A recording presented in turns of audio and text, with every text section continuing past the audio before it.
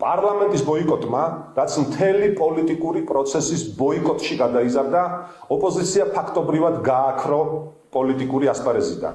ერთწლიანი ბოიკოტი გიორგი გახარიას პარტიამ ერთი განცხადებით დაასრულა. პარლამენტში 12 დეპუტატი შედის. სია მზად არის, დეპუტატებიც ემზადებიან.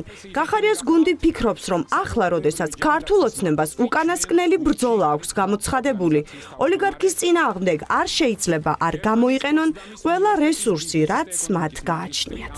ვიწყებთ ხალხისთვის განკუთვნილი ყველა პოლიტიკური ინსტრუმენტისა და პლატფორმის ხალხის სამსახურში დაბრუნებას, რადგან საქართველოს წარმომადგენლობითი ორგანოები, მუნიციპალურ დონეზე საკრებულოები და ეროვნულ დონეზე პარლამენტი არ ეკუთვნის ოცნებას და ეკუთვნის მხოლოდ და მხოლოდ ქართველ ხალხს. ჩნდება კითხვა, რა გავლენა შეიძლება მოახდინოს გახარიას პარტიის პარლამენტში შესვლის გადაწყვეტილებამ საკონსტიტუციო სარჩელზე და არის თუ არა პარლამენტში შესვლა პარტიის გადარჩენის საფუძველი.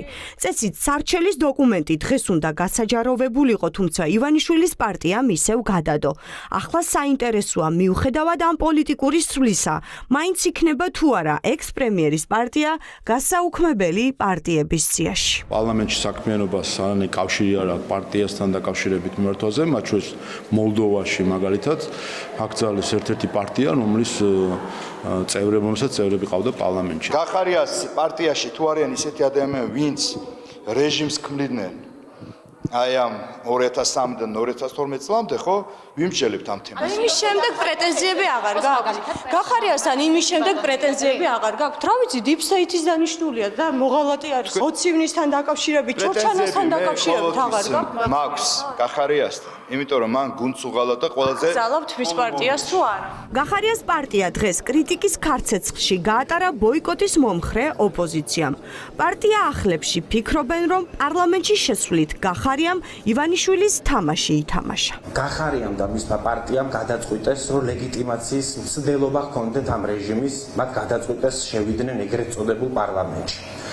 ეს არის თანამონაწილეობა იმ ძალადობისა, რომელსაც აწარმოებს რეჟიმი საქართველოს მოქალაქეების წინააღმდეგ. ეს არის ქართველი ხალხის ბრძოლის ღალატი. ეხლა გახარიას გონია, რომ ის ევაჭრება ბიძინა ივანიშვილს და როგორც ჩანს ეს ვაჭრობა შედგა, რომ ის მზად არის იყოს ბიძინა ივანიშვილის სისტემური ოპოზიცია, მობანოს მას პირი იმის ფასად, რომ მან მიიღოს ინდულგენცია, რომ ის არ გაუქმდეს. პარლამენტში შესვლის გადაწყვეტილებას თავად ექს-პრემიერის პარტიის ყოფილი წევრებიც აკრიტიკებენ.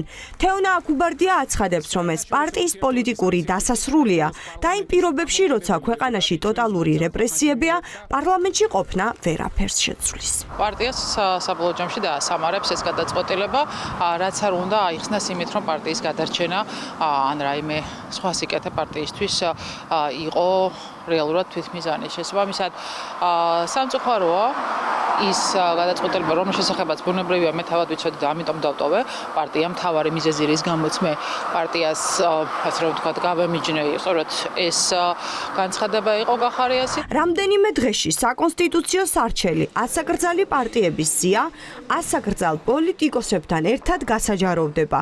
არჩევნებში მონაწილეობა, პარლამენტში და საკრებულოებში შესვლა იქნება თუ არა ცალკეული ოპოზიციური პარტიებისთვის გადარჩენის წინაპირობა, ეს კვირის ბოლომდე გაირკვევა.